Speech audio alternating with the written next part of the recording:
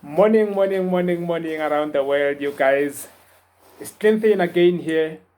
Today, I just wanted to talk about the main factor that can help each and every one of you in order to win in the Forex industry. Because I know you guys, even in my case, the reason why today I'm at this point where I am is because of this factor, which is the consistency. How to be consistent when trading the Forex market. Because now, as you can see, we're heading straight into what? We're heading straight into Nasdaq. Nasdaq is an index that is very, very powerful. It needs proper management.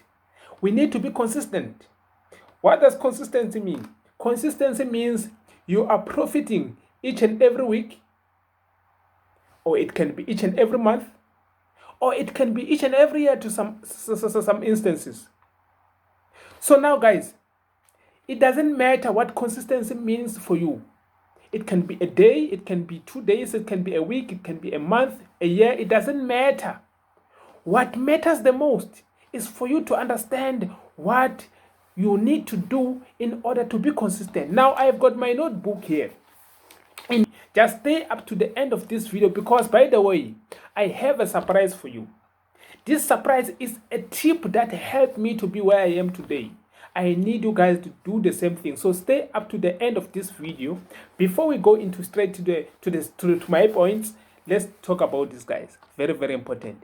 Just make sure you subscribe, like the video so it reaches so many people around the world. Make sure you subscribe because I'll be posting each and every time. I post each and those who have subscribed already, they know I post each and every time.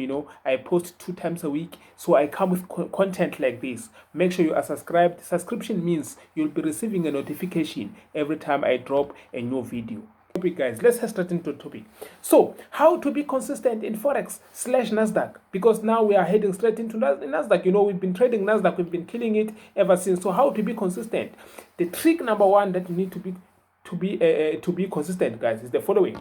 You need to smash that like button if you haven't already. Smash that like. Okay, that's a joke, guys, but do it, guys. It helps really. It helps really a lot, guys. It helps a lot. Okay, now the first thing that you need to do, you need to focus on your own journey. You need to focus on your own journey. Don't compare yourself with other people. If you can check, guys, the people that who are trading Forex, they've got their own strategy. So if you want to compare yourself with others, you will go wrong because now this is where it gets very interesting. We are all making money in Forex, but we are not using the same strategy. So do not feel ashamed or do not feel afraid to trade your own thing. Do your own thing, guys. As long as it makes sense to you, do your own thing. Remember, each and everyone have their own experience in Forex. I might be sharing my experience to you as your mentor, but in the end, you will have your own experience. That's why you can come with a unique way of explaining my strategy. You know that. So trade your own thing. Stick to your own strategy. That's the first rule. The second rule, guys, is surround yourself with other Forex traders. We've got Forex communities around Facebook, Instagram, Twitter. We've got Forex communities. Surround yourself with people in Forex market because you need to be in the same mindset. You need to be elevated. You need to be thinking the same thing. You need to know what's going on around the world. I use my Forex communities in this way.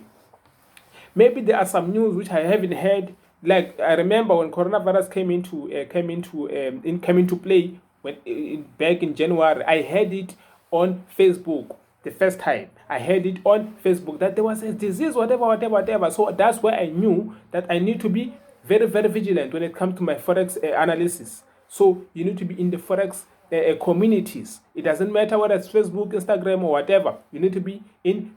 You're already in one because here you are in my YouTube channel. You're already in one. So thank you, guys. I really appreciate that. You are in my Forex community because this is the community of us. It's all of us. Everyone who is subscribed to my channel is a community of my Forex industry. So that's how it is, guys. Thank you very much. I really appreciate that. Now, tip number 3, never change your system. What am I talking about when I talk of system? I'm talking about the lot size. Just because your account is growing, it doesn't mean that you should change your lot size. In fact, if you do, you are no longer following your own system. So you'll go wrong. You will go wrong. That's how it is. If you change your lot sizes, it means now your account is in danger. The other thing is the number of pips at your stop loss, and also the number of pips at your take profit, and also the entry point and the exit point. That's where it gets very interesting, guys. You need to keep these numbers as it is. Just like when you are improving in life, when you are gaining the net worth, when you are growing your net worth, when you are growing your incomes, when you're growing streams of incomes, never change your style of living. Never change. That's how you become successful. Never change your style. That just like in Forex, don't change the lot sizes unless if otherwise stated on your system that you need. Now is the time to change.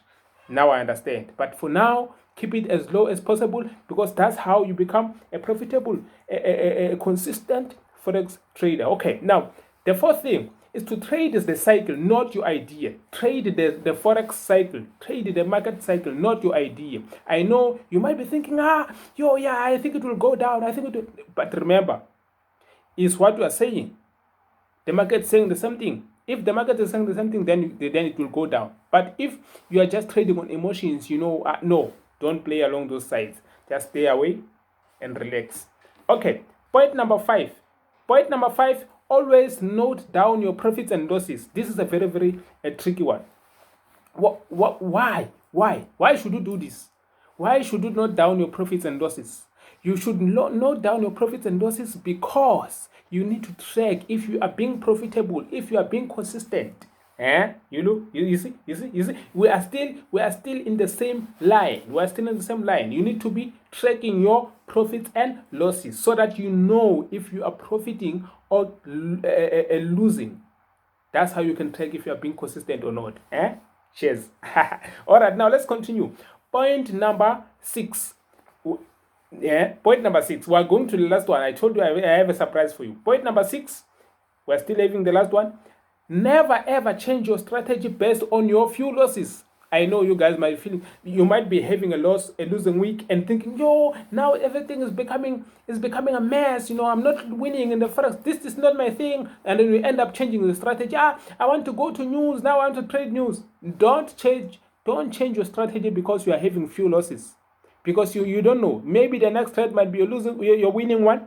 You don't know. Maybe next week might be a winning week. You see? So never ever change your strategy. If you change your strategy, in fact, you are starting afresh. It means that you are having a new experience. So every time you have a new strategy, you are having new experience. So that's point number 7.